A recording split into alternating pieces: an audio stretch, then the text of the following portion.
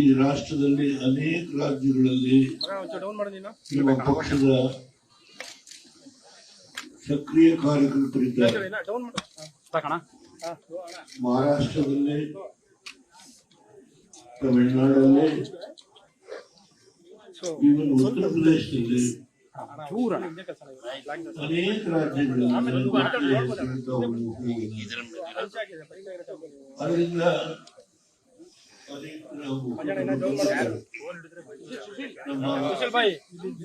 ಸುಶೀಲ್ ಭಾಯಿ ಏನ್ ಮಾಡ್ತೀವಿ ನೋಡು.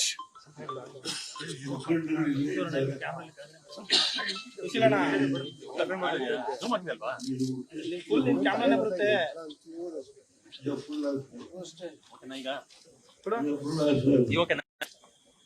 ಈಗ ನಿನ್ನೆ ಅವರ ಆರೋಗ್ಯಕ್ಕೆ ಸಂಸ್ಕರಣೆ ಮಾಡಲಿಕ್ಕೆ ಹೋಗ್ಲಿಕ್ಕೆ ಅಂತ ಕೇಳಿದೆ.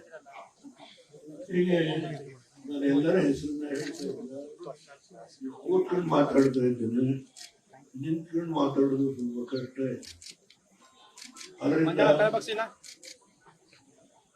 ಈ ಒಂದು ಕಾರ್ಯಕ್ರಮದಲ್ಲಿ ನಾನು ರಾತ್ರಿ ಕಾರ್ಯಕ್ರಮ ಮುಗಿಯುವವರೆಗೆ ಇರ್ತೇನೆ.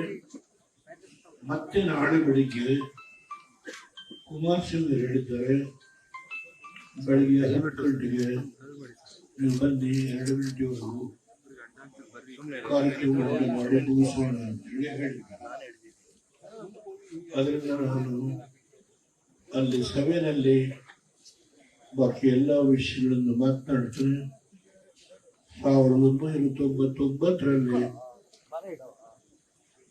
ಏನು ಪಕ್ಷ ಒಡೆದು ಹೋಯಿತು, ಜಾತ್ಯತೀತ ಅವತ್ತು ಅಧ್ಯಕ್ಷ ಆಗಲಿಕ್ಕೆ ಯಾರು ತಯಾರಿದ್ದಿಲ್ಲ. ಆ ಸಂದರ್ಭದಲ್ಲಿ ದೆಹಲಿ ಒಳಗೆ ನಮ್ಮ ಅನೇಕ ಜನ ಮುಖಂಡಗಳು ಸೇರಿ, ಮಧುಗಂಡವತಿಯವರಿಲ್ಲ, ಪ್ರವೀಣಾ ಗಂಡವತಿಯವರು ಇವತ್ತಿಲ್ಲ, ಹೀಗೆ ಅನೇಕ ಜನ ಮುಖಂಡಗಳು ಸೇರಿ ದೆಹಲಿಯ ಮನೆ ಒಳಗೆ ಚರ್ಚೆ ಆಯಿತು. ಅವತ್ತು ಯಾರೂ ಇಲ್ಲ. ಆ ಸಂದರ್ಭದಲ್ಲಿ ನನಗೆ ಕೊನೆಗೆ ನೀವೇ ಹೊರಬೇಕು ಅಂತ ಹೇಳಿ ಅವತ್ತು ತಲೆಗೆ ಕಟ್ಟಿ ನನ್ನ ಮುಂದೆ ಏನ್ ನಡ್ಕೊಂಡು ಬಂದಿದೆ ನನ್ನ ಕಾರ್ಯಕಾರಿ ಸಮಿತಿನಲ್ಲಿ ಎಲ್ಲ ವಿಶ್ಲೇಷಣೆ ಮಾಡ್ತೀನಿ. ಈಗ 25 ವರ್ಷ ನಾವು ನಡೆದು ಬಂದ ದಾರಿ ಏನು ಅನ್ನೋದನ್ನ ನಾವು ಸಂಕ್ಷಿಪ್ತವಾಗಿ ತುಲನೆ ಮಾಡಬೇಕಾಗುತ್ತೆ. ನಿಖಿಲ್ ಕುಮಾರಸ್ವಾಮಿ ಅವರು ಒಬ್ಬ ಯುವ ನಾಯಕ ಬೆಳೀತಾ ಇದ್ದಾರೆ. ವಿಷಯ ತಿಳ್ಕೊಳ್ಬೇಕಾಗುತ್ತೆ. ಹೇಗೆ ನಾವು ಈ ಪಕ್ಷ ಯಾವ ನೋವನ್ನ ಅನುಭವಿಸ್ಕೊಂಡು ಯಾವ ನಾವು ಇವತ್ತು ನಿಮ್ಮ ಪಕ್ಷದ ಲಕ್ಷಾಂತರ ಜನ ಕಾರ್ಯಕರ್ತರಿದ್ದಾರೆ. ಕುಮಾರಸ್ವಾಮಿ ಅವರ ನೇತೃತ್ವದಲ್ಲಿ ಏನು ಹಿಂದೆ ಈಗ ನಡೆದಂತ ಅಸೆಂಬ್ಲಿ ಚುನಾವಣೆ 19 ಜನ ಗೆದ್ದಿರಬಹುದು, ಆದ್ರೆ 20% ಮತಗಳನ್ನು ಗಳಿಸಿದ್ದಾರೆ. ಪಾರ್ಲಿಮೆಂಟ್ ಚುನಾವಣೆಗೆ ಪಂಚರತ್ನ ಕಾರ್ಯಕ್ರಮ, ಜಲಧಾರೆ ಕಾರ್ಯಕ್ರಮ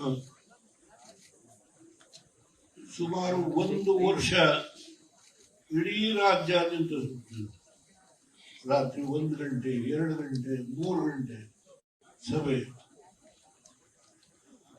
ಜನರ ಒಂದು ಬೆಂಬಲ ಅಷ್ಟೊಂದು ಬಹಳ ಉತ್ಸಾಹದಲ್ಲಿ ಜನ ಅವತ್ತು ಬೆಂಬಲ ತೋರಿಸ. ಆದ್ರೆ ಕೊನೆ ಚುನಾವಣೆಗೆ 1 ದಿನ 2 ದಿನ ಮುಂಚೆ ಗ್ಯಾರಂಟಿ ಅಂತ ಹೇಳಿ 5 ಗ್ಯಾರಂಟಿನೂ 4 ಗ್ಯಾರಂಟಿನೂ ಹೇಳಿದ್ರು. ಆ ಗ್ಯಾರಂಟಿಯಿಂದ ಬಡವರಿಗೆಲ್ಲ ಸಮಸ್ಯೆ ಬಗೆಹರಿಯುವುದಿದೆ, ಜನ ಆನಂದವಾಗಿದ್ದಾರೆ ಅಂತ ಹೇಳಿ ನಮ್ಮ ಆಡುವ ಪಕ್ಷದ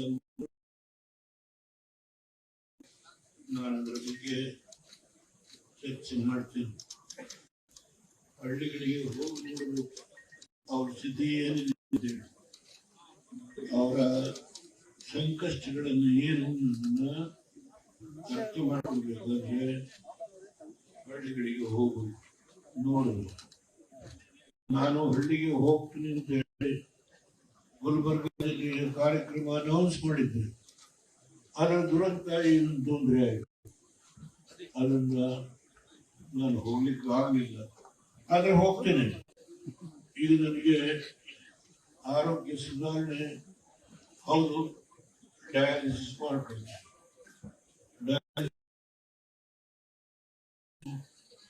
ನೀನ್ ಮುಗಿದೇ ಹೋದ್ರೂ ಪ್ರಶ್ನೆ ಇಲ್ಲ. ನಿಮ್ ಮುಂದೆ ಇವತ್ತು ಮಾತಾಡ್ತಾ ಇದ್ದೇನೆ, ನೀವು ಅರ್ಥ ಮಾಡ್ಕೊಳ್ಬಹುದು.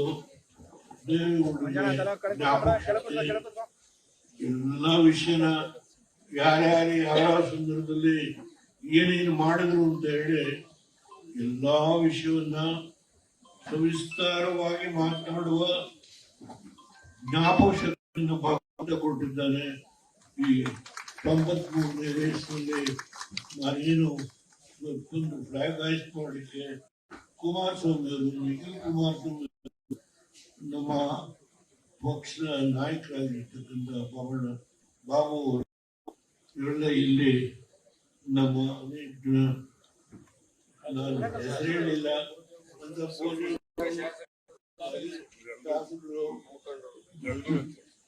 ಗಫೂರ್ನಾಥ್ ಸಾಹೇಬರು ಅನೇಕ ಜನ ಇದ್ದಾರೆ. ನಾನು ಯಾರಾದ್ರೂ ಹೆಸರು ಹೇಳಲಿಕ್ಕೆ, ಎಲ್ಲರ ಹೆಸರು ಹೇಳಲಿಕ್ಕೆ ಹೋಗಿ KR ಪೇಟೆ MLA ಇದ್ದಾರೆ.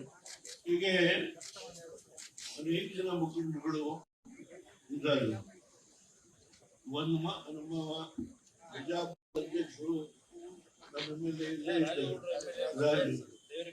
ಹೀಗೆ ನಾನು ಒಬ್ಬರ ಹೆಸರನ್ನು ಹೇಳಿದೆ, ಕ್ಷಮೆ ಕೇಳ್ತೇನೆ, ದಯಮಾಡಿ ಕ್ಷಮಿಸಬೇಕು.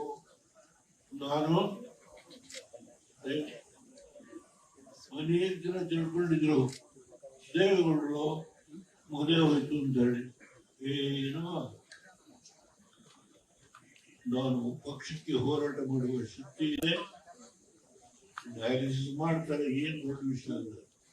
3 ಗಂಟೆ ಮಾತಾಡ್ತಾರೆ, 3 ದಿನಕ್ಕೆ ಒಂದ್ಸರಿ ಮಾತಾಡ್ಕೊಳ್ತಾರೆ.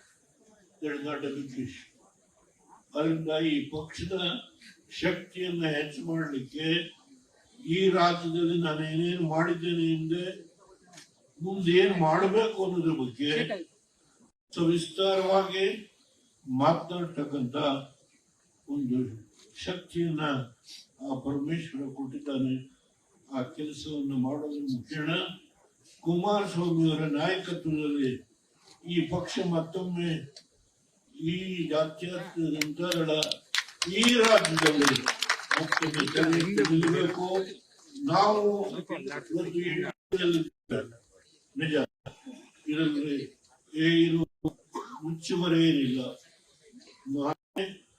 ಕುಮಾರಸ್ವಾಮಿ ಅವರನ್ನ ಏನು ಅವರು ಸುಮಾರು 26,000 ಕೋಟಿ ರೈತರ ಸಾಲ ಮನ್ನಾ ಮಾಡಿ ಅನೇಕ ಜನಪರ ಕಾರ್ಯಕ್ರಮವನ್ನು ತೆಗೆದುಕೊಂಡ್ರು. ಆ 14-15 ತಿಂಗಳಲ್ಲಿ ದುರಂತ ಏನಂದ್ರೆ ಅವರು ಸರ್ಕಾರ ತೆಗೆದಿದ್ದು ಇವತ್ತು ಯಾರು ಮಹಾನುಭಾವ ಮುಖ್ಯಮಂತ್ರಿ ಆಗಿದ್ದಾರೋ ಅವರೇ ಸರ್ಕಾರ ತೆಗೆದಿದ್ದು. ಕಾಂಗ್ರೆಸ್ ಡೆಲ್ಲಿ ಕಳಿಸಿ ಏನೇನು ಮಾಡಿದ್ರೆಲ್ಲ ಗೊತ್ತಿದೆ ನನಗೆ. ಇವತ್ತೇನು ನಡೀತಾ ಇದೆ ಅನ್ನೋದ್ರ ಬಗ್ಗೆ ನಾನು ಚರ್ಚೆ ಮಾಡಲ್ಲ. ಆದ್ರೆ ಸತ್ಯಕ್ಕೆ ಬೆಲೆ ಇದೆ. ಸತ್ಯನ ಮುಚ್ಚಲಿಕ್ಕೆ ಸಾಧ್ಯ ಇಲ್ಲ. ಒಂದಲ್ಲ ಒಂದಿನ ಹೊರಗೆ ಬರಲೇಬೇಕು. ಯಾರು ತಪ್ಪಿಸ್ಕೊಳ್ಲಿಕ್ಕಾಗಲ್ಲ. ಒಂದು ದೈವದ ಆಟ ಇರುತ್ತೆ. ಮತ್ತು ಈ ಒಂದು ಕಟ್ಟಡವನ್ನ ಕಟ್ಟಬೇಕಾದ್ರೆ ಎಷ್ಟು ಶ್ರಮ ಆಯಿತು ವಿಶ್ಲೇಷಣೆ ಮಾಡ್ಲಿಕ್ಕೆ ಹೋಗಲ್ಲ. ಇವತ್ತು ಈ ಕಟ್ಟಡದ ಹೆಸರು ನಾವು ಜಯಪ್ರಕಾಶ್ ನಾರಾಯಣ ಅವರು ಏನು 2ನೇ ಸ್ವಾತಂತ್ರ್ಯಕ್ಕೆ ಈ ದೇಶದಲ್ಲಿ ಹೋರಾಟ ಮಾಡಿದ್ರು. ತುರ್ತು ಪರಿಸ್ಥಿತಿಯ ಸಂದರ್ಭದಲ್ಲಿ ಇಂದಿರಾ ಗಾಂಧಿ ಅವರು ನಮ್ಮನ್ನೆಲ್ಲ ಒಳಗೆ ಹಾಕ್ತಾರೆ. ಆ ಸಂದರ್ಭದಲ್ಲಿ ಹೋರಾಟ ಮಾಡಿದಂತ ಮಹಾನುಭಾವ ಮೊರಾರ್ಜಿ ದೇಸಾಯಿ ಅವರು, ಚಂದ್ರಶೇಖರ್ ಅವರು ಹೋಗುತ್ತು, ಎಲ್ಲರೂ ಅನೇಕ ಜನ, ಇವನ ಹೆಗ್ಡೆ ಅವರಿದ್ರು, ನಾನಿದ್ದೆ, ಸಿಂಧ್ಯಾ ಇದ್ರು, ನಾನು ಹೇಳ್ತಾ ಹೋಗ್ಬೋದು, ನಾಗಪಾಂಡ ಅವರಿದ್ರು, ಚಂದ್ರಶೇಖರ್ ಇದ್ರು ಕರ್ನಾಟಕದಲ್ಲಿ. ಹೀಗೆ ಅನೇಕ ಜನ ಅವತ್ತು ನಾವು ಜೈಲೊಳಗಿದ್ದು. ಅದರಿಂದ ಆ ಹಳೆಯ ವಿಷಯಗಳನ್ನೆಲ್ಲ ನನಗೆ ಪ್ರಸ್ತಾಪ ಮಾಡಲಿಕ್ಕೆ ಹೋಗೋದು ದಯಮಾಡಿ ಅನ್ಯತಾ ಭಾವನೆ ಮಾಡಬೇಡಿ. ಕುಮಾರಸ್ವಾಮಿ ಕೇಂದ್ರ ಮಂತ್ರಿಗಳಾಗಿದ್ರು, ಇವತ್ತು ಈ ಪಕ್ಷದ ನಾಯಕತ್ವ ಏಕೆಂದ್ರೆ 2 ಸಾರಿ ಮುಖ್ಯಮಂತ್ರಿ ಆಗಿ ಅವರು ಪಡ್ಕೊಂಡಿರ್ತಕ್ಕಂಥ ಅನುಭವ ಅವ್ರಿಗೆ ಈ ರಾಜ್ಯದ ಮೂಲೆ ಮೂಲೆ ಗೊತ್ತಿದೆ, ಜನಗಳ ಸಮಸ್ಯೆ ಗೊತ್ತಿದೆ. ಅದರಿಂದ ಅವರ ನಾಯಕತ್ವದಲ್ಲೇ ಮತ್ತೊಮ್ಮೆ ಜಾತ್ಯತೀತ ಜನತಾದಳ ಈ ರಾಷ್ಟ್ರದಲ್ಲಿ ತಲೆ ಎತ್ತಿ ನಿಲ್ಲಬೇಕು ಅನ್ನೋದು ನನ್ನ ಆಕಾಂಕ್ಷೆ, ಅಭಿಲಾಷೆ. ಇಷ್ಟನ್ನ ಈ ಸಂದರ್ಭದಲ್ಲಿ ಹೇಳಿ, ಬಾಕಿ ವಿಷಯ ನಾಳೆ ಮಾತಾಡಿ ಅಂತ ಕುಮಾರಸ್ವಾಮಿ ಅವರಾಗಲೇ ಹೇಳ್ತಾ ಇದ್ದಾರೆ. ನನ್ನ ಮಾತನ್ನು ಮೊಟಕು ಮಾಡ್ತೇನೆ, ನಾಳೆ ಬಾಕಿ ವಿಷಯ ಮಾತಾಡ್ತೇನೆ. ನಿಮ್ಮೆಲ್ಲರಿಗೆ, ಶಾಸಕರಿರ್ಬೋದು, ಹಿರಿಯ ಮುಖಂಡರುಗಳಿರ್ಬೋದು, ಕಾರ್ಯಕರ್ತರಿರ್ಬೋದು, ನನ್ನ ಜಿಲ್ಲೆ ರಾಜ್ಯ ಮಟ್ಟದ ನಮ್ಮ ಅಧ್ಯಕ್ಷರು ಇಲ್ಲೇ ಇದ್ದಾರೆ, ನೋಡಿದೆ. ಹೀಗೆ ಅನೇಕ ಜನ ನಮ್ಮ ಹೆಣ್ಣುಮಕ್ಳು ಇರ್ಬೋದು, ದಯಮಾಡಿ ನಮ್ಮ ಸಿಟಿಯ ಅಧ್ಯಕ್ಷರಿರ್ಬೋದು, ನಾವು ಇವರು ಹೆಸರು ಬಂದ್ರು, ಅವ್ರ ಹೆಸರು ಹೇಳಲಿಲ್ಲ, ದಯಮಾಡಿ ಯಾರು ತಪ್ಪು ತಿಳ್ಕೋಬೇಡಿ. ನಾವೆಲ್ಲರೂ ಒಂದು ಪಕ್ಷ. ನಮ್ಮಲ್ಲಿ ರಮೇಶ್ ಕೂಡ ಆಯ್ತು, ನಾವೆಲ್ಲರೂ ಇವತ್ತು ಈ ಪಕ್ಷದ ಈ ಕಾರ್ಯಕ್ರಮ ಸೊಗಸಾಗಿ ಆಗಲಿಕ್ಕೆ ನೀವು ದುಡಿದಿದ್ದೀರಿ. ದುಡಿದಿರ್ತಕ್ಕಂಥ ಎಲ್ಲಾ ಕಾರ್ಯಕ್ರಮಕ್ಕೆ ನಾನು ಅಭಿನಂದಿಸ್ತೇನೆ. ಮತ್ತೆ ಈ ಪಕ್ಷದ ಬೆಳವಣಿಗೆಗೆ ನೀವು ಏನು ಶ್ರಮಿಸ್ತಾ ಇದ್ದೀರಿ, ಅದಕ್ಕೆ ಮುಂದಿನ ದಿನಗಳಲ್ಲಿ ಈ ರಾಜ್ಯದ ಜನತೆ ಗುರುಸಿ ಅದಕ್ಕೆ ಶಕ್ತಿ ಅನ್ನೋ ಒಂದು